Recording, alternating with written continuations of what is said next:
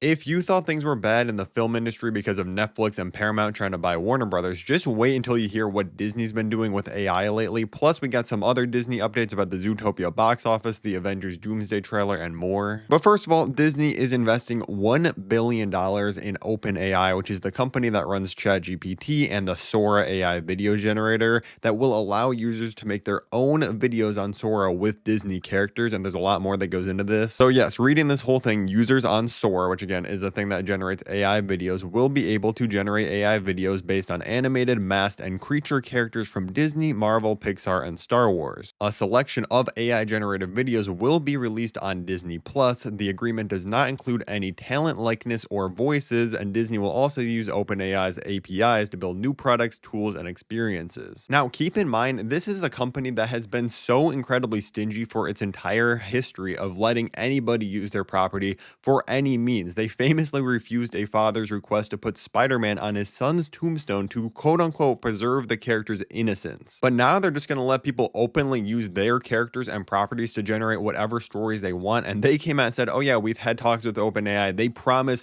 this is not going to be used for anything inappropriate or explicit. I guarantee people are going to find loopholes. It's going to go badly. And yes, they will get patched up, but the damage will be done and your brand is going to be ruined anyways to some regard. And not to mention that they're also including this in Disney Plus, a subscription that keeps getting more and more expensive. And instead of getting more real content, now this is what they're throwing on there. And this is a very slippery slope because, as it says, the agreement does not include any talent likeness or voices, but they're still letting people use different masked characters, creatures, and animals from their most popular properties. So people are now just not getting credited for the people that like created these characters. Like, for example, The Lion King. All those characters were created and voiced by real people. So just because they're not a real human actor in a live action project, now you're just going to let anybody use this property and not give any credit or funds to the people that actually created this property. And I mean, Disney has been messing around with AI and doing AI recreations of James Earl Jones's voice for Darth Vader and stuff recently before. But again, opening this up to the public is a whole new can of worms. And one of the biggest companies on the planet doing this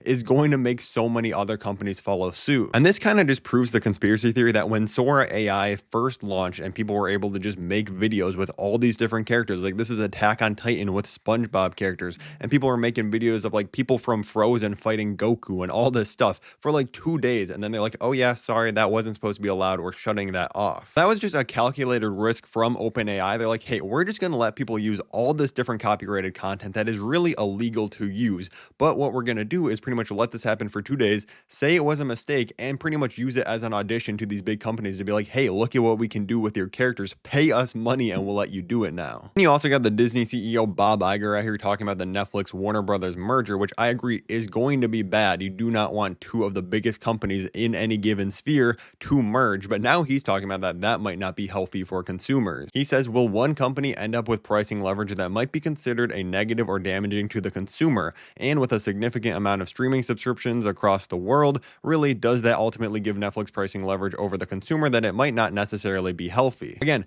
I started paying for a yearly Disney Plus subscription like 4 years ago. It was under $100. My latest bill was $170, and this dude's worried about Netflix now. Like, yeah, I'm sorry, you're just as bad as them. Also, I always wonder why I don't get invited to like Marvel premieres and stuff. I guess videos like this is probably why. But let's move on to some more disappointing Disney and Marvel news. This one is about the Avengers Doomsday trailer. It now has been rated in Brazil. Just the other day, it was rated in Korea. So the trailer is finished. It's floating around for all these official rating boards to approve it, but it did not come out today, which was the main theory. So now it is definitely coming out attached to Avatar Fire and Ash, but sadly, it seems like it might be only in theaters attached to Fire and Ash and not released online for like another week. And of course, I understand why Avatar Fire and Ash is going to be the highest grossing movie of the year, more likely than not. It's probably going to make $2 billion.